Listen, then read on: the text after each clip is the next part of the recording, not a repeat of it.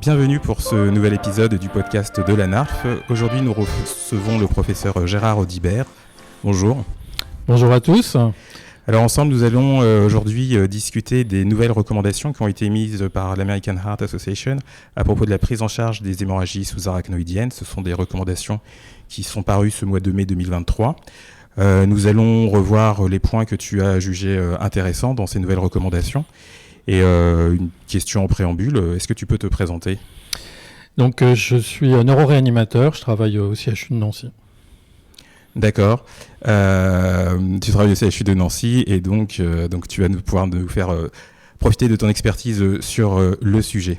Alors l'American Heart Association, donc c'est le petit logo qu'on voit toujours AHA, c'est quoi en fait Donc c'est une association à but non lucratif américaine qui promeut les connaissances et tout ce qui est formation dans le domaine cardiovasculaire. Et pour nous, c'est un intérêt particulier puisque c'est eux qui sont à l'origine de recommandations qui sont très utilisées dans le monde en général et en France en particulier sur la prise en charge des HSA, et ça fait déjà plusieurs décennies qu'ils émettent ces recommandations. Les dernières, elles commençaient déjà un peu à dater, de 2012, donc déjà 11 ans, et donc c'est bien d'avoir une réactualisation de cette année. D'accord.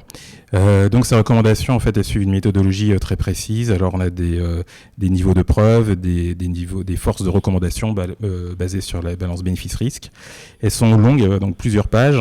En fait, elles déroulent un petit peu le fil de la prise en charge de ces patients.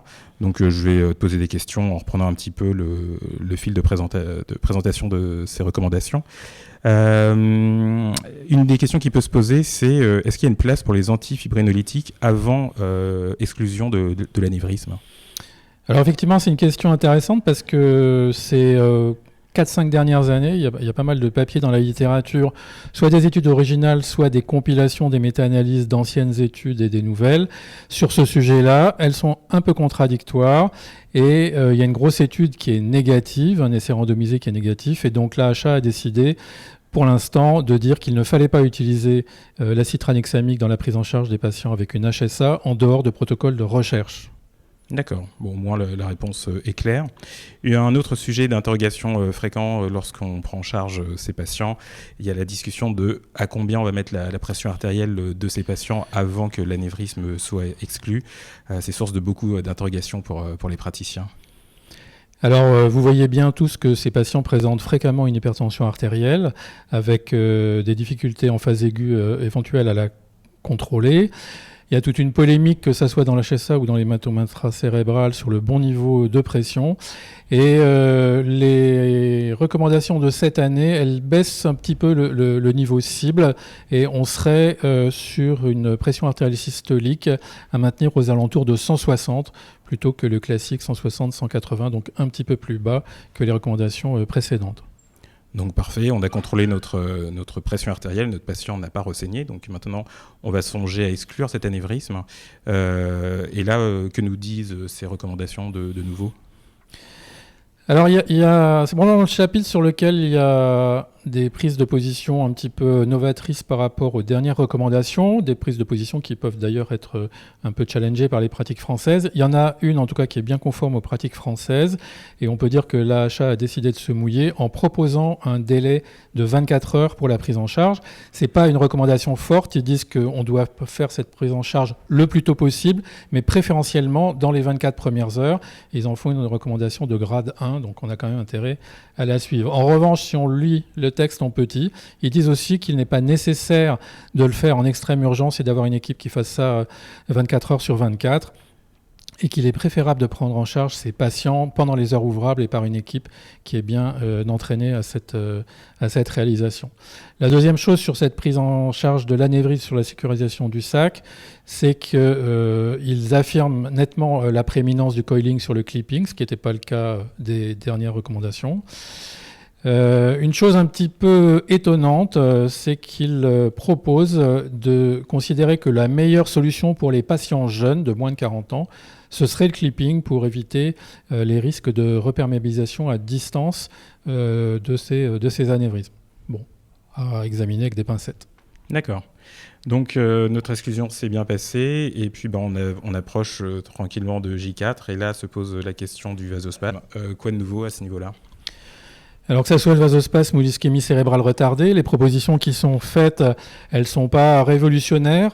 Elles affirment la prééminence de l'angioscanner et puis du scanner de perfusion. L'IRM, qui faisait partie des recommandations de 2012, a disparu. Et la détection du vasospasme chez le patient inconscient, ça reste bien entendu le Doppler transcranien. Quand je dis bien entendu, ce n'est pas le cas de toutes les recommandations, vous le savez. Par exemple, les recommandations anglaises excluent le Doppler transcranien. Donc là, on peut utiliser, ça nous rassure, ce Doppler transcranien. Et pour le traitement du vasospasme, est-ce qu'il y a des choses nouvelles ?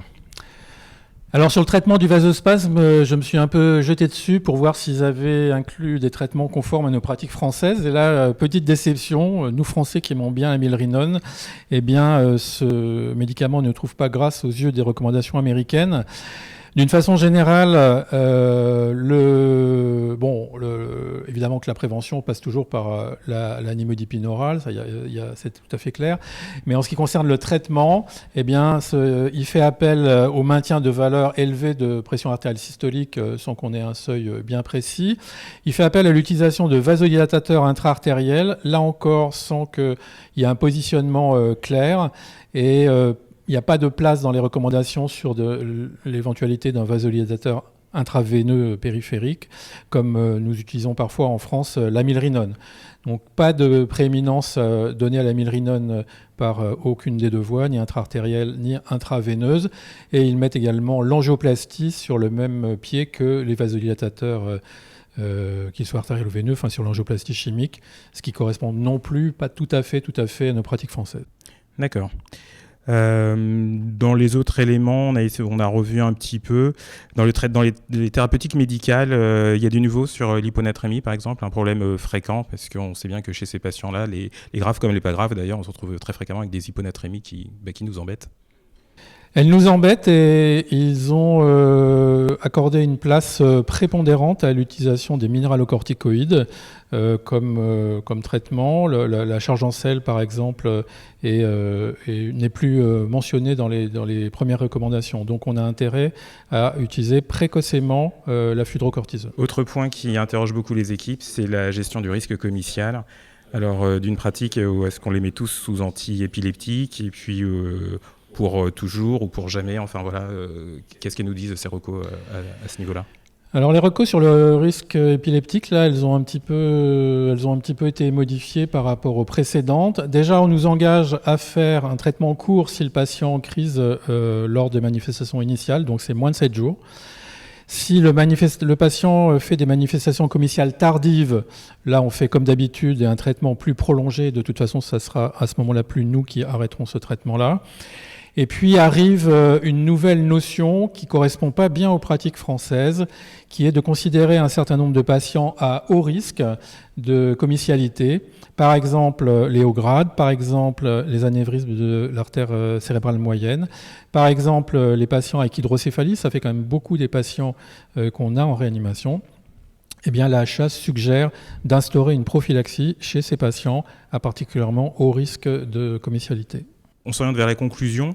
En gros, tu en penses quoi de ces recommandations ? Est-ce qu'elles nous sont utiles à nous, Français, dans notre pratique clinique ? On va dire qu'elles font bien l'inventaire de tout ce qui s'est écrit au cours des 10 dernières années.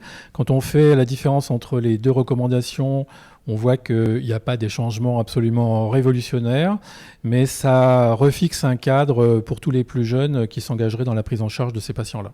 D'accord. Et puis c'est très bien en attendant qu'on ait nos propres mises à jour de nos recommandations. Bien, je te remercie pour cet entretien. Merci à toi.